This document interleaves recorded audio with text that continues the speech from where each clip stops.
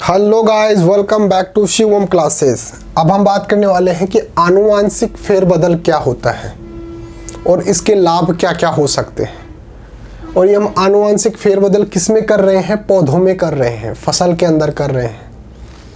तो what is genetic manipulation? Manipulation क्या होता है जेनेटिक पौधों के अंदर? मान लो कि कोई एक पौधा है, जैसे मान लो सरसों का एक पेड़ है, ठीक है। इसके अंदर हम आनुवांशिक फेरबदल कर रहे हैं। कहने का मतलब इसके अंदर जो जीन है, किसी भी चीज के लिए जीन जिम्मेदार होते हैं। कोई भी जो गुण होता है या कोई अवगुण होता है, उसके लिए जीन जिम्मेदार होते हैं। अगर जैसे कोई अवगुण है किसी भी पौधे के अंदर, कोई ऐसी चीज है पौधे के अंदर वो नहीं होनी चाहिए, अगर वो चीज ना हो तो वो जो पेड़ है वो ज्यादा ग्रोथ करेगा, ज्यादा बड़ा हो जाएगा या फिर ज्यादा फल देगा। तो अगर हम उसके जीन के अंदर परिवर्तन करके उसका जो अवगुण है उसको हटा दें, उस जीन को ही हटा दें जो अवगुण उत्पन्न कर रहा है, तो इसका अवगुण खत्म हो गया। तो अब इसके अंदर सिर्फ क्या बचे? गुण। तो इसका मतलब अब ये जो पेड़ है वो ज्यादा क्या कर सकता है? ग्रोथ कर सकता है, मतलब वृद्धि कर सकता है, ज्यादा वृद्धि कर सकता है और फल जो है वो ज्यादा दे सकता है। तो हम क्या कर रहे हैं, जो जेनेटिक मैनिपुलेशन में क्या कर रहे हैं, आनुवांशिक फेरबदल के अंदर क्या कर रहे हैं, वो जो जीन जो हमारे को चाहिए, जो भाई अच्छे हैं पौधे के लिए, उसको तो हम रख लेंगे। और जो अवगुण वाले हैं कि भाई ये वाले गुण इसके अंदर नहीं होने चाहिए, उसके लिए जो जीन जिम्मेदार हैं उनको हम हटा देंगे। वो जीन हट गए तो इसका मतलब उसके अंदर जो अवगुण थे वो भी हट गए। अब उसके अंदर केवल अच्छी अच्छी बातें ही बच गई। और इसी को हम क्या बोलते हैं? जेनेटिक मैनिपुलेशन या फिर आनुवांशिक फेरबदल। तो अगर कोई गुण जो है उसकी वृद्धि के लिए हम उसके अंदर कोई अच्छा सा जीन इंसर्ट कर दें, जैसे मान लो सरसों के अंदर जो है वो एक कीट होता है, मान लो कुछ भी एक कीट होता है ए नाम का, ये पूरी फसल को खराब कर देता है। अगर फसल के अंदर शिवम नाम से कोई ऐसा एक गुण पाया जाता है, उसके कारण ये कीट नहीं लग सकता, तो ये जिस जीन के अंदर पाया जाता है वो जीन हम इस सरसों के पेड़ के अंदर डाल देंगे, जिससे अब ये जो ए वाला कीट है वो इसके नहीं लग सकेगा। क्यों? क्योंकि इसके अंदर जीन आ गए जो इस कीट को मारने में सक्षम होते हैं। इससे इस फसल के अंदर, सरसों के अंदर जो है वो वृद्धि हो जाएगी, यानी कि ये नष्ट नहीं हो सकती। जो पहले जो कीट ए था वो इसको नष्ट कर रहा था, वो अब इसको नष्ट नहीं कर सकता, क्योंकि इसके अंदर हमने ऐसे जीन डाल दिए, ऐसे जीन या ऐसे गुण डाल दिए जो इन कीटों को खुद के खुद ही मार देगा। बाहर से आपको दवाई देने की आवश्यकता नहीं पड़ेगी। तो हम इस प्रकार से जो जीन डाल रहे हैं बाहर से, या फिर जो अवगुण वाले जीन है, जिस जीन के कारण ये कीट लग रहे हैं, उस जीन को ही हम हटा लें तो अब इसके अंदर वो कीट नहीं लगेगा। तो इस प्रकार से जीन को हटाना या फिर दूसरा जीन उसके अंदर डालना पेड़ के अंदर, उसको बोलते हैं आनुवांशिक फेरबदल।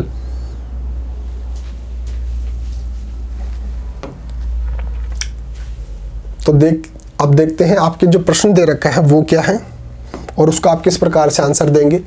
आनुवांशिक फेरबदल क्या है? कृषि प्रणालियों में ये कैसे उपयोगी है?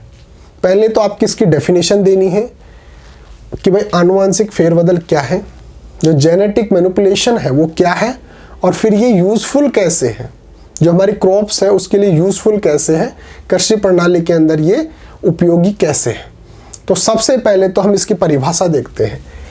ऐच्छिक गुणों वाले जीन का एक पौधे से दूसरे पौधे में स्थानांतरित करके अच्छी फसल प्राप्त करना आनुवांशिक फेरबदल कहलाता है। ऐच्छिक गुण, जो गुण हमारे को चाहिए, हमारी इच्छा है कि भाई सरसों का जो पेड़ है उसके अंदर ये जो कीट लगता है ये नहीं होना चाहिए, और इसके अंदर ऐसा गुण होना चाहिए कि इसकी जो हाइट है वो यहाँ से इतनी नहीं होनी चाहिए, इतनी होनी चाहिए।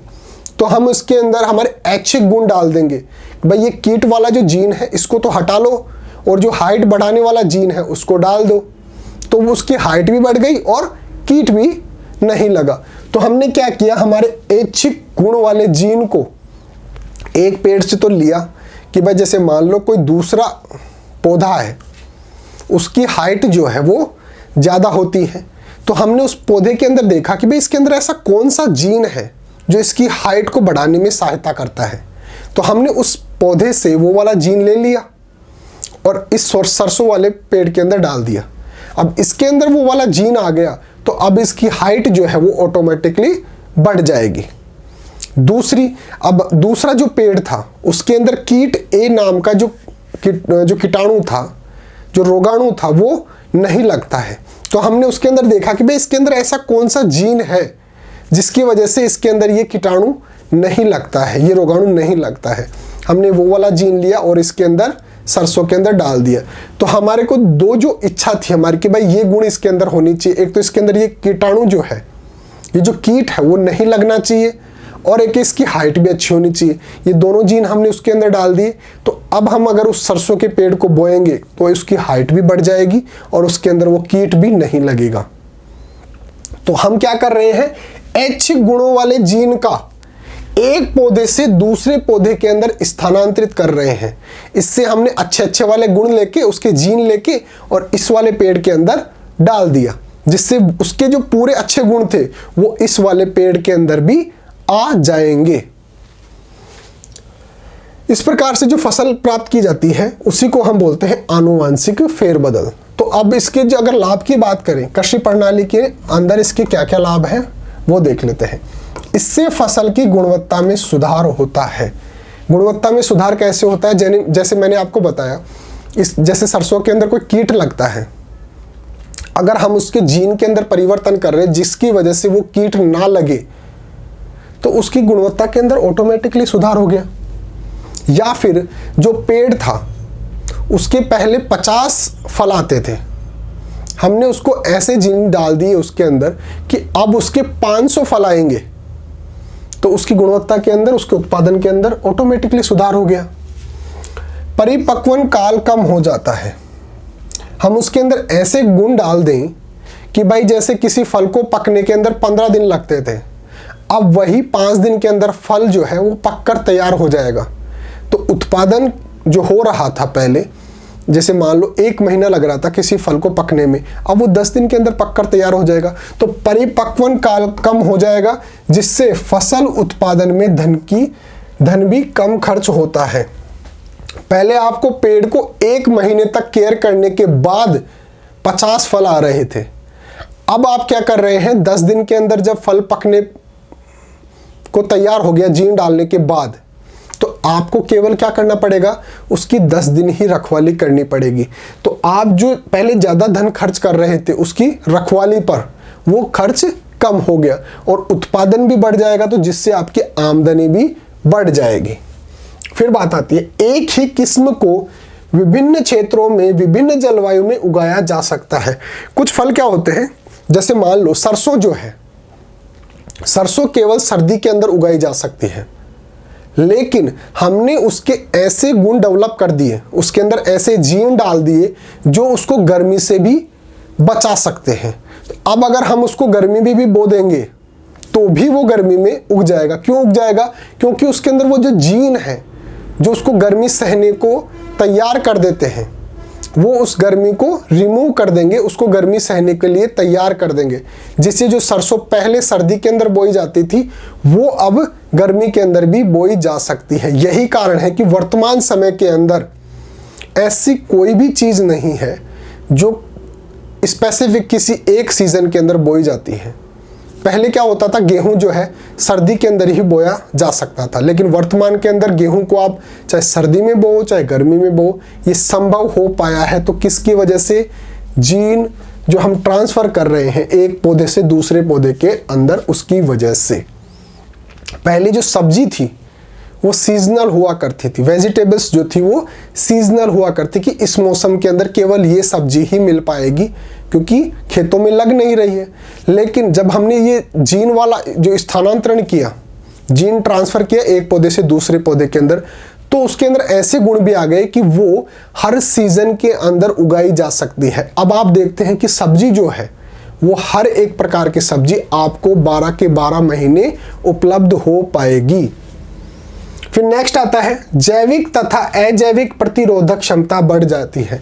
जो कीट से लड़ने की क्षमता है, जैविक और अजैविक प्रतिरोधक क्षमता, प्रतिरोधक का मतलब जैसे कोई भी जो रोग होता है उससे लड़ने की जो क्षमता होती है उसको बोलते हैं प्रतिरोधक क्षमता। तो अगर विभिन्न प्रकार के हम उसके अंदर गुण डाल देंगे तो वो विभिन्न प्रकार के जो रोग होते हैं उससे लड़ने की क्षमता भी फसल के अंदर, पौधे के अंदर आ जाती है, जिससे वो उससे लड़ देता है और उसकी प्रतिरोधक क्षमता भी बढ़ जाती है, जिससे उसके अंदर रोग नहीं हो पाते हैं। तो आनुवंशिक फेरबदल क्या होता है?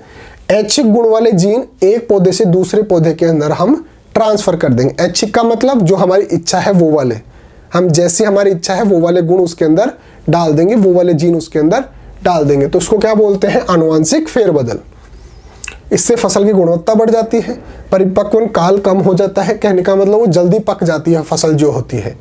एक ही किस्म को विभिन्न क्षेत्रों में उगाया जा सकता है।